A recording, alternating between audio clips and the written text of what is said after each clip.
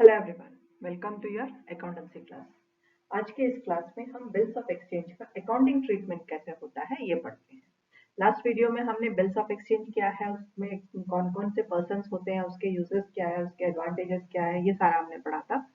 इस बार इस वीडियो में उसकी अकाउंटिंग ट्रीटमेंट कैसे करनी है, उसको कैसे लिखना है, इसको हम देखते हैं। सबसे पहले retaining of the bill till the date of maturity. जब जिस डेट को वो खत्म होने वाला है उस दिन तक हमें इसे बना के अपने पास रखना पड़ता है। तो उसको बनाएंगे कैसे? एक्स ट्रांजैक्शन क्या होगा, पहले ट्रांजैक्शन देख लीजिए। X sold goods to Y, X ने वाई को गुड्स बेचा। एंड जर्नल एंट्रीज बुक्स में कैसे होंगे? सबसे पहले क्रेडिटर एक्स के बुक्स में कैसे होगा? To sales account for goods sold and purchase account में purchase X account debited to sales account. ये था जब गुड सेल हो गया। इसके बाद में जो journal entries in the name of the dryer, जिसके नाम पे बना है उसके नाम पे कैसे होगा? उसके नाम पे एंट्री क्या होगी? Purchase account debited to X account. यहाँ पे एक्स ने सेल किया था तो एक्स के बुक्स में क्या था? X account. क्रेडिटर के बुक्स में X account debited to sales account. और परचेज करने के बाद में purchases account debited to X account. For goods purchase, जिसने खरीदा है उसके लिए purchases account to X account, जो हम पहले जैसे बनाते थे। And Y accepted bill written by X. Bills receivable, तो एक्स के अकाउंट में क्या होगा? Bills receivable account debited to Y account for acceptance received, acceptance आने के बाद। एंड दूसरे में क्या होगा? Journal entries in the name of the drawer, जो डेबिटर है उसके अकाउंट में क्या होगा? X account debited to bills payable account. X के बुक्स में क्या था? बिल्स रिसीवेबल था। एंड वाई के बुक्स में बिल्स पेएबल है। And honour of bill, cash और bank account debited to bills receivable book for cash receive. जब पेमेंट होने लगता है तब क्या करते हैं? Cash account debited to bills receivable account करके एक्स लिख लेगा। उसके बाद में वाई क्या है? Bills payable account to cash account, क्योंकि उसके पास से कैश चला जाएगा, वो कैश पे कर चुका है। नरेशन यहाँ पे कैश रिसीव्ड है, वहां पे कैश पेड है। This is the first type of entries which we have to do for retaining the bill of date of maturity के टाइम पे। दूसरा है डिस्काउंटिंग ऑफ बिल। कभी कभी हमने जैसे बात की थी कि डिस्काउंट भी मिलते हैं, तो वो कैसे होता है? Sometimes the drawer needs the amount before maturity due to some reason. Under such circumstances, he can get the bill at discounted with the banker and can get amount. उसको जैसे कि हमने कहा था कि ड्रॉयर को पैसों की जरूरत है, तो वो बैंक में जा करके कुछ डिस्काउंट पे उसका पेमेंट ले सकता है। तो यहाँ पे क्या होगा कि जो बैंकर है, जो ड्रॉयर है, उसके बुक्स में एंट्री होगी। उसके बुक्स में क्या एंट्री होगी? Cash account debited, discount account debited, being bills discounted, क्योंकि वो बैंक से वो अमाउंट ले लिया है। एंड लेकिन ड्रॉई के एक बुक में कोई एंट्री नहीं होगी। When drawee meets the bill on due date, तो ड्रॉयर के इसमें कोई एंट्री नहीं होगी। एंड ड्रॉई के अकाउंट में होगा bills payable account to cash account, being payment paid. Since the transaction has been done with the bank and drawer, no entry will be made in the books of accounts of the drawee. Formula for calculation of discount by bank is amount of bill into amount of discount into period of bill by 100 into 12। Discount को कैसे calculate किया जाता है? तो amount का, bill का जितना amount है उतना उसको मल्टीप्लाई करेंगे जो डिस्काउंट है उसके साथ में। एंड देन कितने टाइम के लिए है इसको डिवाइड करेंगे 100 into 12। That is the formula for calculating the discount by bank. तीसरा है endorsement of bill. Sometimes the drawer wants the bill to be received by a person from whom he has taken loan. He writes the name of the person on the receiver of the on the reverse of the bill and signs. This is known as endorsement. कभी कभी क्या है कि जो dryer है उसको, वो अपने बिल को किसी और को दे देता है क्योंकि उसने उससे लोन लिया था। एंड वो बिल के पीछे में उस पर्सन का नाम लिख के साइन करता है जिसे पेमेंट करना है। तो ऐसे परिस्थिति में एंट्रीज क्या क्या होंगी? When bill is endorsed, endorsee account debited to bills receivable account. And drawer के बुक्स में कोई एंट्री नहीं है। इसके बाद में general entry in the books of endorsee, bills receivable account to drawer's name, drawer's account. ये जब बिल एंडोर्स हो गया। इसके बाद में मैच्योरिटी के टाइम पे ड्रॉयर के अकाउंट में कोई एंट्री नहीं होगी। एंड ड्रॉई के अकाउंट में क्या होगा, bills payable account debited to cash account being bill met, उसने पे कर दिया। एंड यहाँ पे एंडोसी के बुक्स में एंट्री होगी कैश अकाउंट, कैश और bank account debited to bills receivable account for payment received when the bill endorsed by the endorser before due date. And time से पहले अगर होता है तो दोनों में कोई एंट्रीज नहीं होती है, endorsee account to bills receivable account करके सिर्फ एंडोसी के अकाउंट पे बुक्स में ये एंट्री की जाती है।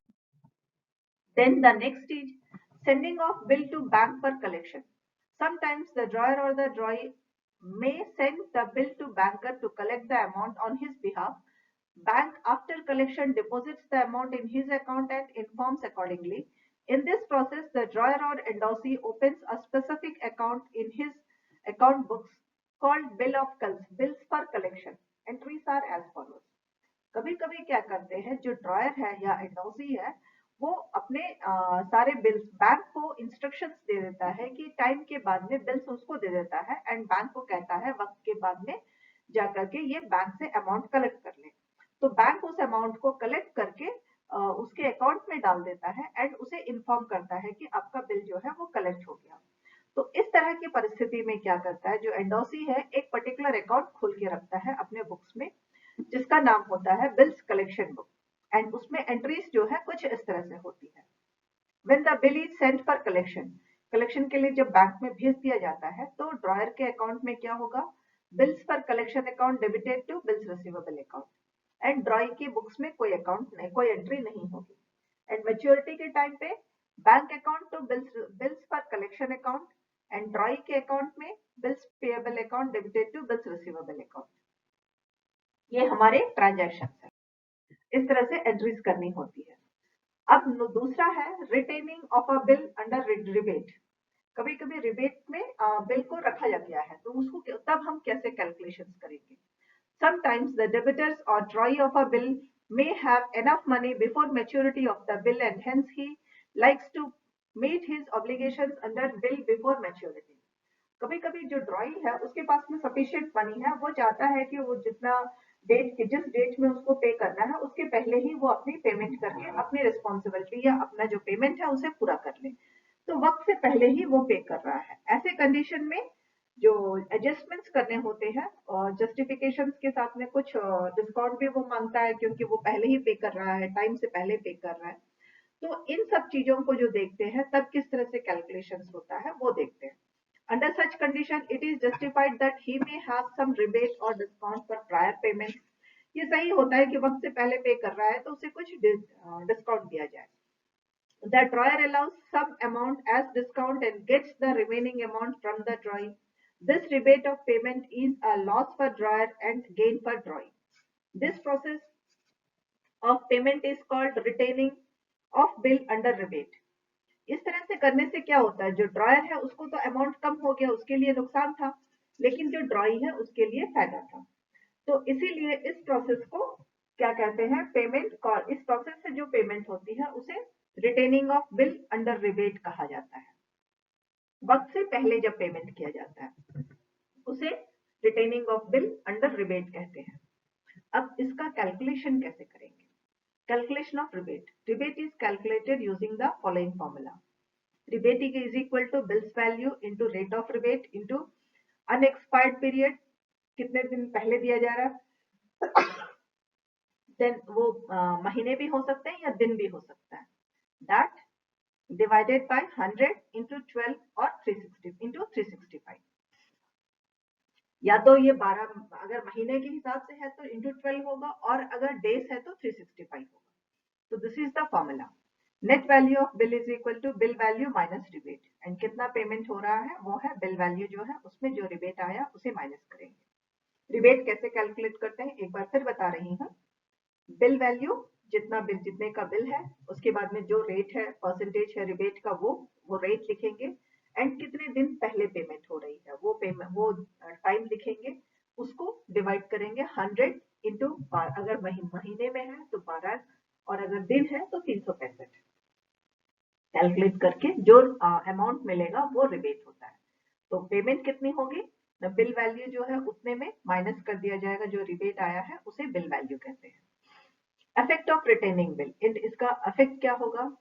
Upon retirement the dryer of the Bill Gates payment before maturity, maturity से पहले ड्रॉयर को पैसे मिल जाते हैं। Rebate is an expenses for dryer and gain for the drawing, जो ड्रॉयर है जो पैसे ले रहा है उसके लिए रिबेट जो है एक नुकसान है, लेकिन जो पे कर रहा है उसके लिए एक फायदा।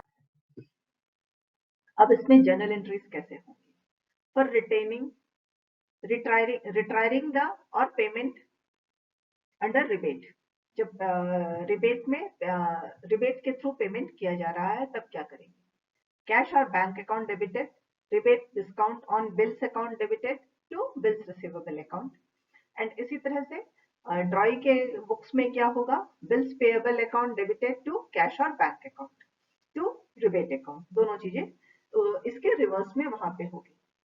इसके बाद में नेक्स्ट हमारा एक और आता है dishonour of bill of exchange. Sometimes the drawing of the bill fails to meet the amount of the when due date comes. This is known as dishonor of bill. In case the bill is dishonored, entries are to be made in both drawee and drawer. The entries are different for the various conditions of dishonoring, like withdrawal discounted from bank, endorsed to creditor or sent to bank for collection. कभी कभी क्या होता है कि जो time हो गया है उस टाइम पे वो ड्रॉयर जो है वो पे नहीं कर पाता है, ड्रॉई जो है पेमेंट नहीं कर पाता है, इस कंडीशन को हम डिसऑनर ऑफ बिल कहते हैं। एंड इसके लिए जो है दोनों ही ड्रॉयर और ड्रॉई दोनों में ही एंट्रीज की जाती है, एंड एंट्रीज जो करने का तरीका है दोनों में अलग अलग तरह से होता है। अब इसमें एंट्रीज क्या क्या होंगी? Drawee account debited to bills receivable account, पहला होगा ड्रॉयर के अकाउंट में, एंड दूसरा होगा जर्नल एंट्री ड्रॉई के bills payable account to drawer account when bill is retain till due date, जब तक जिस डेट को पूरा होना है उस डेट तक रखा गया है बिल को, तब इस तरह से दो एंट्रीज होंगी। इसके बाद में व्हेन बिल इज डिसऑनर्ड, जब बिल डिसऑनर हो जाता है फिर से drawee account debited to bank account हो जाएगा, एंड यहाँ पे ड्रॉई के बुक में सेम होगा, bills payable account to drawer account, वो सेम सेम रहेगा, उसका एंट्री चेंज नहीं होगा।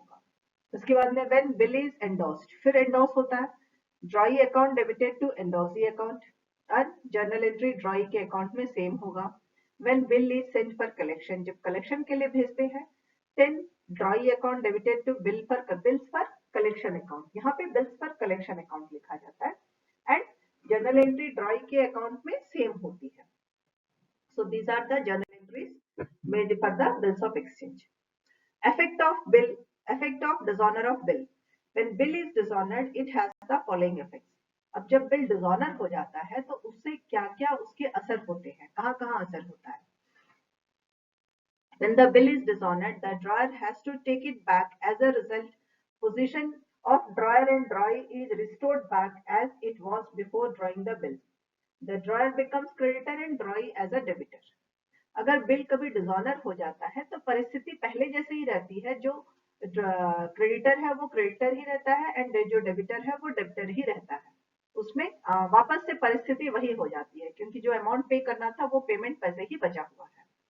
And when the bill is dishonored, the drawer has the right to take legal action against the drawee. The holder of the bill, in case of endorsement, has the same right. जब bill dishonour हो जाता है तो जो dryer है जिसको amount receive करना है उसको पूरा पूरा हक है कि वो लीगल एक्शन ले सकता है। एंडोर्समेंट में जिसके पास में एंडोर्सी के पास में जिसके पास में ये चला गया है से पूरे अधिकार उसके पास चले जाते हैं। तो जो ड्रॉयर है उसके पास में पूरा अधिकार होता है कि वो लीगल एक्शन ले सकता है। When the bill is dishonored, it is informed to the notary public, and for this some charges are to be paid. This is known as noting charges. The drawee is also liable to pay the noting charges. इसके बाद में जब bill dishonour हो जाता है तो notary public को inform कर दिया जाता है कि इसके पास से अमाउंट जो था मुझे नहीं मिला है, एंड इस तरह से उसको इन्फॉर्म करने के लिए कुछ चार्जेस पे करने पड़ते हैं, एंड ये जो चार्जेस है ये फिर से ड्रॉई को ही, मतलब जिसे पेमेंट करना था उसे ही इन चार्जेस को भी पे करना होता है। भले वो कंप्लेन जो है वो एक तरह से आप सिंपल सी भाषा में कह सकते हैं कि वो कंप्लेन कर रहा है, लेकिन ये पेमेंट जो है जिसके नाम पे एग्नेस्ट में कंप्लेन हुई है उसे ही पेमेंट करनी होती है। एंड नोटिंग चार्जेस कैसे हो क्या है?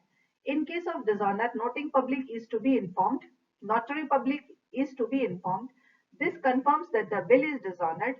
Notary public will present the bill to the drawee for payment. Even if the drawee has not made payment, even then it is considered as dishonored. Nothing charges will be paid by drawer instantly to notary and later the same will be recovered from the drawee.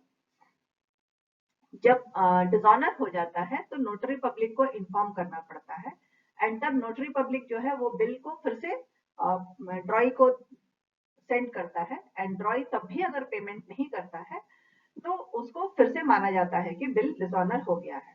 And इस process में dryer जो है उसे कुछ भी amount immediately देना नहीं पड़ता है, लेकिन बाद में जब ड्रॉई से अमाउंट रिसीव किया जाता है तब नोटरी का अमाउंट जो है वो भी ड्रॉई से ही लिया जाता है। एंड इन सब जब कुछ चार्जेस नहीं लिए जा रहे हैं तो इन सब की जो जर्नल एंट्रीज है वो कैसे होती है ये अब हम वो देखते हैं। When bill is retained by the drawer, जब तक ड्रॉयर के पास में बिल था तब क्या एंट्री होगी? तब एंट्री होगी drawee account debited to bills receivable account to cash account, being bill dishonored and nothing no charges paid. जब चार्जेस कुछ नहीं दिए गए हैं तब ये एंट्रीज है ड्रॉई के अकाउंट में, drawee account debited to bills receivable account क्योंकि उसे बिल्स रिसीव करना था एंड टू कैश अकाउंट क्योंकि बिल डिसऑनर हो गया। And in the books of drawer bills payable account debited, noting charges debited to drawer account, being bill dishonoured and noting charges payable. Dishonour होने की वजह से dryer को जो है उसे नोटिंग चार्जेस भी देने पड़ रहे हैं तो ये नोटिंग चार्जेस भी ऐड कर दिए जाते हैं। When bill is discounted and dishonored, discount के बाद में जब डिसऑनर हो जाता है तब drawee account debited to bank account with noting charges, being bill dishonoured and noting charges paid by the bank. जब नोटिंग चार्जेस बैंक से दिए जाते हैं तब बैंक के थ्रू पेमेंट होती है, तब इस तरह की एंट्री की जाती है, लेकिन ड्रॉयर के बुक में सेम एंट्रीज होती है। And when bill is endorsed to drawee, जब ड्रॉई को एंडोस किया गया है then drawee account to endorsee account, जो एंडोसी था उसका अकाउंट को कर दिया गया, क्रेडिट कर दिया गया with noting charges, being bill dishonoured and noting charges paid by the drawee and drawer के अकाउंट में सेम रहता है। When bill is sent for collection drawee के अकाउंट में then to bills sent to for collection to bank account with noting charges and यहाँ पे भी entries जो है इसकी सेम ही होती है। अब incidental charges, sometimes the drawer pays some incidental charges for a bill which is dishonored on due date. This amount is first paid by the drawer and later on it is recovered from the drawee. The entries are as follows. कभी कभी कुछ situations हालात ऐसे होते हैं कि तो जो ड्रॉयर है वो इमीडिएटली पहले पे कर देता है कुछ बिल्स के जो चार्जेस है, उसके बाद में जब उसका ड्यू डेट हो जाता है तब वो ड्रॉई से उस अमाउंट को ले लेता है। तो उस परिस्थिति में एंट्रीज क्या क्या होंगी? पहला entry in the books of the drawer, drawee account debited to incidental charges, incidental expenses account. तो ये सबसे पहला ड्रॉयर के अकाउंट में पहला एंट्री होगा for realisation of incidental charges, for realisation of incidental charges. उसके बाद में द सेकेंड है in the books of the drawee, books drawee क्या लिखेगा? Incidental charge expenses account debited to drawee account, क्योंकि उसे ड्रॉई को पे करना है पर इंसिडेंटल एक्सपेंसेस पेएबल। इसके बाद में renewal of bill of exchange, इसके बाद हमारा नंबर आता है बिल ऑफ एक्सचेंज कभी कभी रिन्यू किया जाता है, तो उस समय क्या क्या एंट्रीज होगी? Sometimes the ड्रॉई feels inability to pay bill in time and he himself requests the drawer to cancel the old bill of exchange and to prepare new one. The process of raising the new bill and cancellation of old bill is called renewal of bill of exchange. Drawer charges interest for granting additional time and drawee to pay the same. While writing the new bill, demolition of old bills should be mentioned and thereafter the amount of interest is calculated and thus new bill of exchange is prepared. कभी कभी क्या है कि जो payment करने वाला है वो खुद ही सोचता है कि मैं इतने टाइम पे नहीं कर पाऊंगा, तो खुद ही जाता है एंड डेबिटर को बोलता है कि ड्रॉयर को बोलता है कि हमें कुछ अधिक टाइम चाहिए तो उसके लिए दूसरा अमाउंट बिल बना लीजिए। तो दूसरे बिल बनाने के लिए इसके लिए कुछ एक्स्ट्रा इंटरेस्ट फिर से चार्ज किया जाता है, तब नया बिल बनता है। उस नए बिल में पुराने बिल का अमाउंट उसके इंटरेस्ट के साथ में डाल दिया जाता है एंड जो नया बिल बन रहा है उसके ऊपर पूरा इंटरेस्ट उस डेट से शुरू होता है जिस डेट में ये बिल बनाया गया था। एंड ऐसे कंडीशन में जो एंट्रीज होंगी वो क्या होंगी? For cancelling the old bill, सबसे पहले तो जो पुराना बिल है उसको कैंसिल करना है। उसे कैंसिल करने के लिए ड्रॉयर के अकाउंट में वो एंट्रीज क्या है? Drawee account debited to renewal of bills account or bank account, bills receivable account or bank account, to endorsee account or to bills of for collection। इसमें से कुछ भी हो सकता है। ड्रॉई अकाउंट डेबिटेड के बाद में इट में बी बिल्स रिसीवेबल अकाउंट, नहीं होगा तो टू बैंक अकाउंट, वो भी नहीं है तो टू एंडोसी अकाउंट, अगर वो नहीं है तो टू बिल ऑफ कलेक्शन। जो परिस्थिति है जिसके पास में वो बिल है उसके आधार पर नीचे का होगा entry.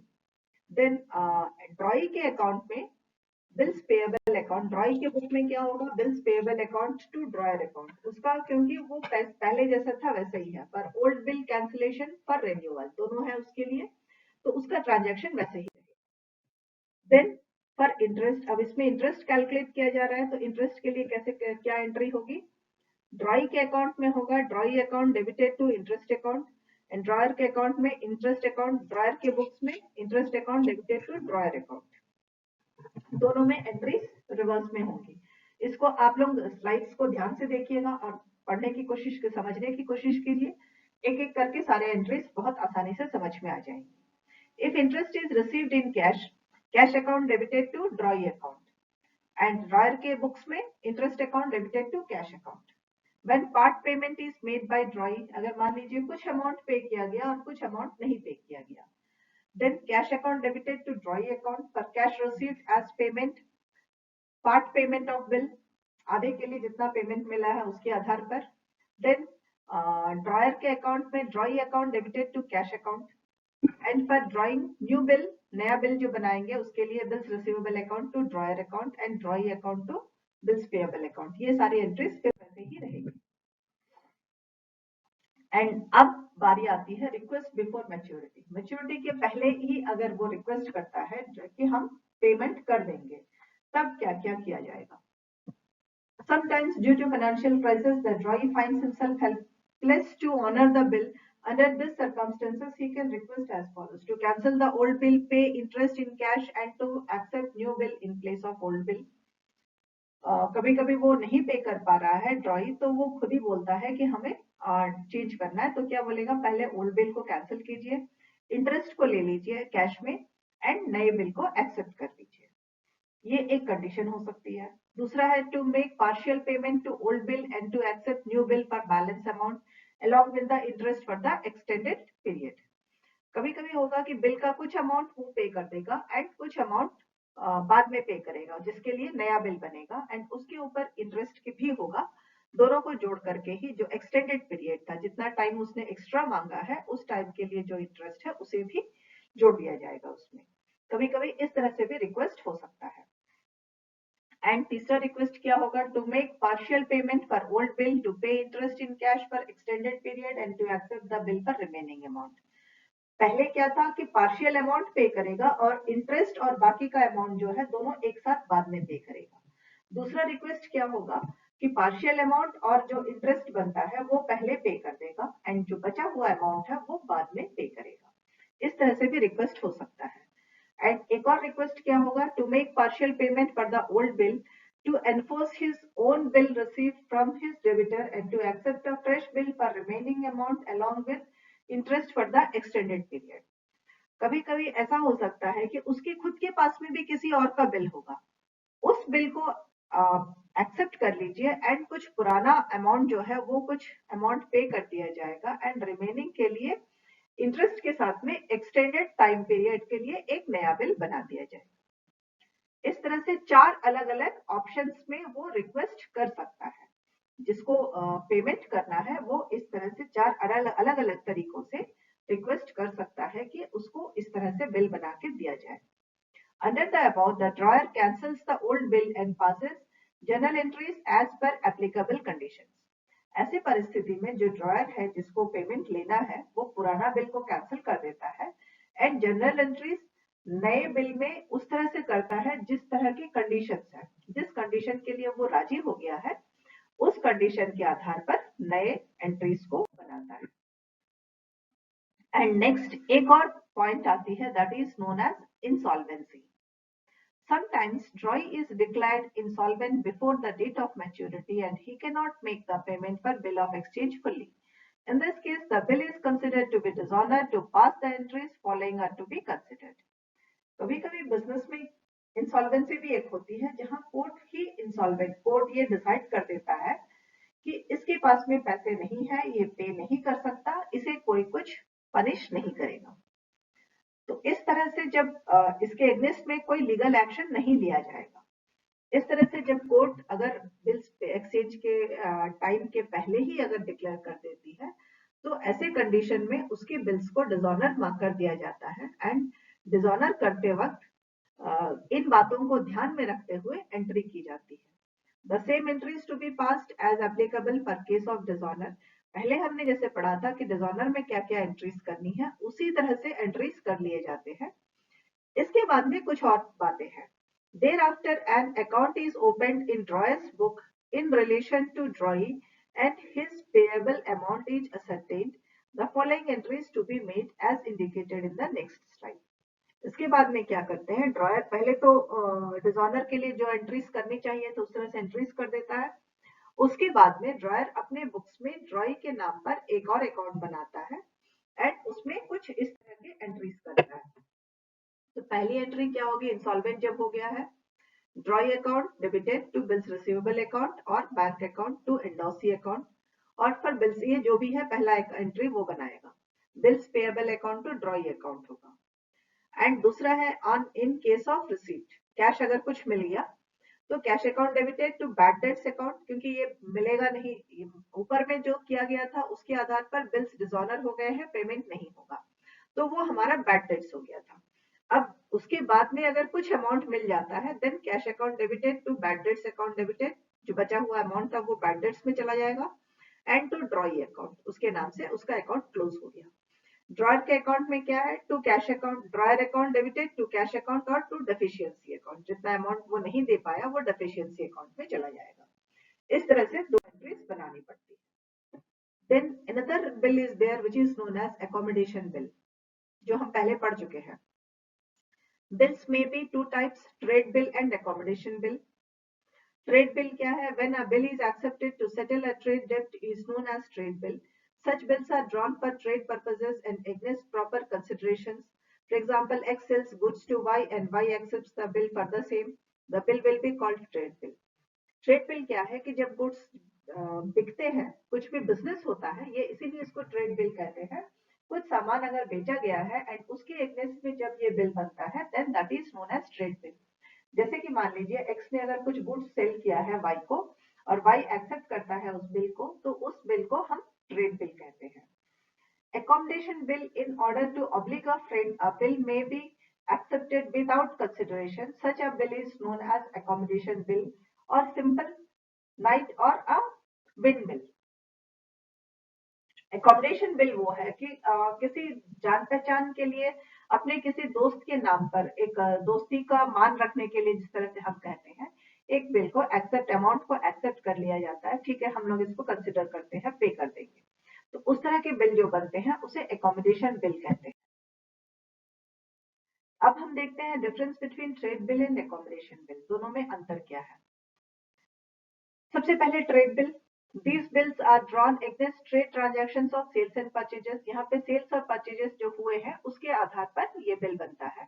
These bills are drawn on financial assistance. Accommodation bill जो है एक दूसरे को फाइनेंशियली मदद करने के लिए ये बिल बनाया जाता है। एंड दूसरा है these bills are drawn against some consideration.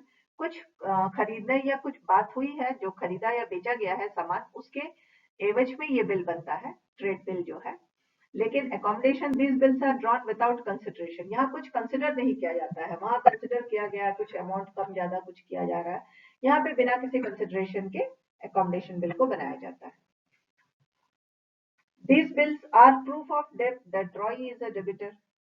Trade bill जो है एक सबूत है कि वो पेमेंट बाकी है करके उसे पे करना है, तो ये एक सबूत का काम करता है।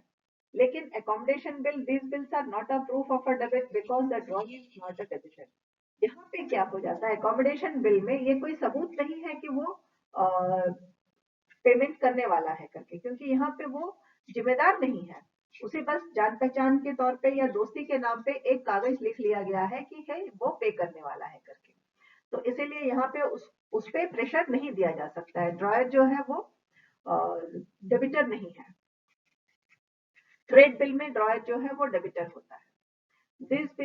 When these bills are discounted, the full process proceeds remains with the drawee.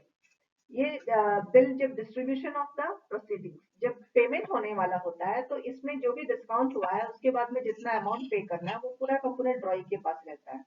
When these bills are discounted, the proceeds may be shared by the drawer and the drawee in predetermined ratio. यहाँ पे क्या है कि पहले से जिस तरह से सोचा गया था कि पेमेंट होने के आने के बाद में इस तरह से हम लोग आपस में बांट लेंगे, तो जिस रेशियो में बांटने की बात हुई थी उसी रेशियो पे इसको आपस में बांट लिया जाता है, पेमेंट को बांट लिया जाता है। In case of dishonor, the amount of trade bill may be recovered easily through the court. अगर ट्रेड बिल में ट्रेड बिल अगर डिसऑनर हो जाता है तो कोर्ट के थ्रू आराम से उसे रिकवर किया जा सकता है। Since the bills are drawn without consideration, the drawer cannot file a suit against the drawee in case of dishonor if the bill discounted to endorsed or endorsed any third party who gives value for the bill can file the suit. Accommodation bill में होता क्या है कि consideration नहीं किया गया है, तो जो ड्रॉई है वो उसके ड्रॉई के एग्नेस्ट में केस नहीं कर सकते हैं। तो जिसके पास में है वो थर्ड पार्टी जो अमाउंट को वैल्यू बिल को लेती है वो खाली फाइल कर सकती है केस। जो ड्रॉयर है वो केस फाइल नहीं कर सकता है। Now we are having some accounting treatments. There are no special entries for accommodation of bill. Entries are made in the same manner as per any other trade bill. Trade bill में कोई accommodation कोई special accommodation bill के लिए तो कोई entries होती नहीं है। Trade bill में जैसे हैं वैसे ही same बना दिए जाते हैं। When accommodation bill is drawn for accommodation of drawee only, in this amount received from discounting will be used entirely by the drawee. जब एकोमोडेशन बिल जो ड्रॉई के नाम पे बनाया गया है सिर्फ ड्रॉई के लिए, तो जितना भी डिस्काउंट है पूरा का पूरा ड्रॉई के पास ही रहता है। When accommodation bill is drawn for accommodation of both drawer and drawee, दोनों के नाम पे अगर बना है, in this case a bill drawn by one party and the other party accepts for mutual accommodation, the drawer gets the bill discounted with his banker and remits the agreed portion of proceeds to the acceptor of the bill. Discounting charges of the bill are shared by the two parties in the same proportion in which they share the cash proceeds. इस condition में क्या है कि वो dryer और ड्रॉई दोनों को ही जिस तरह से उनके कंडीशंस किए गए थे, आपस में जिस तरह से समझौता हुआ था, उसी समझौते के आधार पर बैंक से जो अमाउंट मिल गया उसी समझौते के आधार पर वो दोनों के दोनों आपस में शेयर कर लेते हैं। When both parties draw accommodation bill on each other for their own accommodation. Sometimes if both parties are in need for funds, they draw bill on each other for in the identical amounts. Both parties get them discounted from their bankers and on the date of maturity, both parties pay off their expenses. कभी कभी पहले तो एक dryer और एक ड्रॉई दोनों में से किसी एक की परिस्थिति को देखते हुए बनाया जाता था, एंड कभी कभी क्या करते हैं दोनों ही पार्टीज अपने अपने फाइनेंशियल जरूरतों के लिए एकोमोडेशन बिल बनाते हैं। तो ऐसे परिस्थिति में दोनों ही अपने बिल्स को बैंक में दे सकते हैं, एंड जब बैंक से पैसे मिल जाते हैं तो अपने अपने खर्चों को पे कर सकते हैं। If bills drawn by both parties are on unequal amounts, the parties may share the proceeds and discount of bills in the agreed proportion. On due date, the differences arising out of sharing the proceeds must be remitted by one party to other. उसके बाद में कभी कभी जब दोनों में बराबर amount है तो कोई दिक्कत नहीं होती है, दोनों ही एक दूसरे को शेयर कर लेते हैं। और अगर कभी मान लीजिए दोनों में अलग अलग अमाउंट हुआ, एक को ज्यादा मिल रहा है और एक को कम मिल रहा है, तो ऐसी परिस्थिति में जिस रेट में उनका एग्रीमेंट हुआ था, जिस रेशियो में उनका एग्रीमेंट हुआ था, उसी रेशियो में टाइम खत्म होने के बाद वो डिफरेंसेस को आपस में बांटना होता है। So these are the some treatments which we have to do in the bills of exchange. Bills of exchange में ये सारे हमारे कुछ कुछ इंफॉर्मेशन थे, इसको आप ध्यान से सुनेंगे पढ़ेंगे तभी समझ में आएगा। You have to do some practices and girls, आप इसमें जो कैलकुलेशन है, स्पेशली रिबेट कैलकुलेशन कैसे करने हैं, इसको जरूर, इन फॉर्मूले को जरूर याद रखिएगा, क्योंकि आपको कुछ न्यूमेरिकल्स करने पड़ेंगे इन्हीं फॉर्मूलेस के आधार पर। अकाउंटेंसी में आपको इस तरह के कुछ कुछ न्यूमेरिकल्स, छोटे छोटे न्यूमेरिकल्स करने पड़ेंगे, amount calculation. You can do that on the basis of the formula के आधार पर आप इस वीडियोस को बार बार सुनेंगे पढ़ेंगे तो आप कर पाएंगे। Thank you everyone.